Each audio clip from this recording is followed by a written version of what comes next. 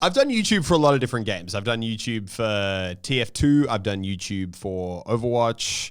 And obviously a bunch of variety in the middle.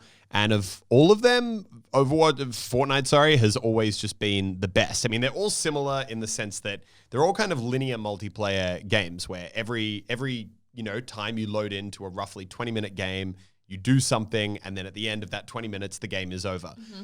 Fortnite was the best of those three because it, number one, allowed for so much creativity just with building. The number of kind of like the variety of things you could do off the bat was just instantly so much better with the way you could build up and, sit at the top of the map, or you could create these crazy things. Long story short, the actual just base gameplay in Fortnite, better than any other game I made videos on. Variety when you're making videos is everything because you need to try and crank out a video every day. And not only that, you need to crank out a hopefully unique video every day. So you need to be trying to think up things that people haven't done before.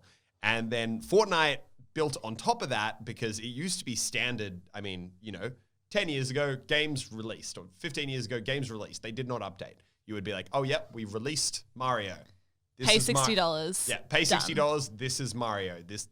That's the game. And you buy the game today, it's the same game you would have got back in 1990. But these days, games are very much, kind of more about updating. And there were games like Overwatch, which would update once every month. And when I say update, it would basically be they'd rehash something they'd done before. But it was like at least a little bit of content, which is the lifeblood for YouTube. Fortnite, I think, completely redefined content redefined gaming from a content creator perspective. So YouTubers loved them. If you're a YouTuber or a Twitch streamer, I think Fortnite really did what had never been done before. They created a game that was almost designed for creators, right? Like weekly updates. It was beautiful to look at. It was colorful. It was bright. It wasn't gory or dark. Yeah. And the weekly updates in particular, I think, just created this hype every week. Yep. So if you're a big Fortnite creator, you can't miss uploads. You've got to keep talking about Fortnite because it's so relevant. But also it's easy to keep talking about Fortnite. I mean, so totally. I think pretty much from when the game first dropped, every single week there was an update. And it was insane. I remember just thinking, there's no way they can keep this going. You just can't keep thinking of things to put in the game. But almost every single week there was a new item, a new weapon, a new launch pad, a new something. And every single time they added something new to the game, that meant normally at least 1 to 2 new videos, which once again, as a content creator, is everything. On top of that, the map would be evolving constantly. Things were going insane, and it just kept going crazier and crazier. It started off by just adding items. Then the map would start doing crazy stuff. And then towards season 8 or 9, it was, the map was evolving every single week. They were adding these giant new zones. There were mechs in the game that were blowing everything up. Everyone was going insane. There was too much content. And then we got to season X, which is this season.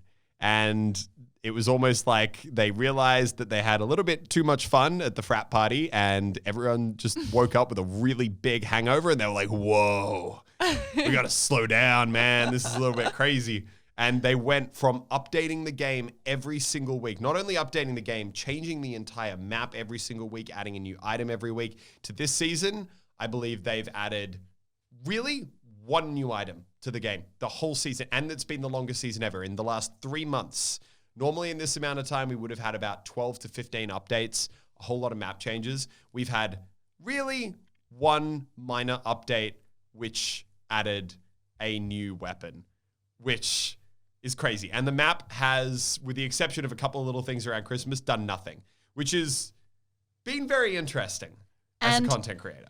And the communication seems to have dropped a bit. Like, I remember when, back in the glory days of Fortnite, people would be hanging out for the patch notes, like ahead of updates. You would be like, what's going to happen? And people would be reading the patch notes on videos and that sort of thing. Whereas now, even that sort of dropped off. And it's curious because you kind of wonder what's happening over at Epic right now, because they have an insane developer team. That is undeniable. Like, their dev team must be next level. What do you do with billions of dollars? You hire a bunch of developers. But what are they doing? What are they working on? Well, that's why it has me excited, because I think a lot of people, they look at the way Fortnite is right now and they go, oh, wow, okay, they've stopped the updates.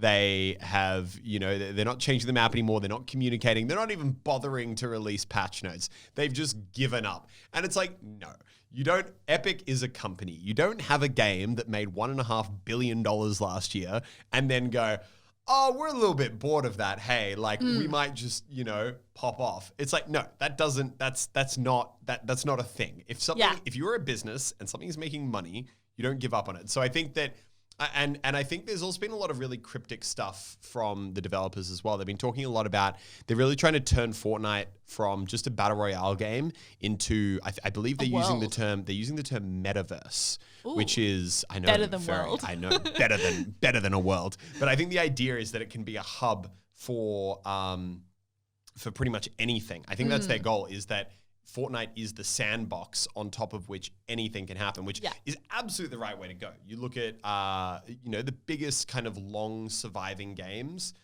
Basic example would be, something like Minecraft. You've also got stuff like Roblox, which, introduces that sandbox element. Any big long-term game forms the basis for people to just create on top of.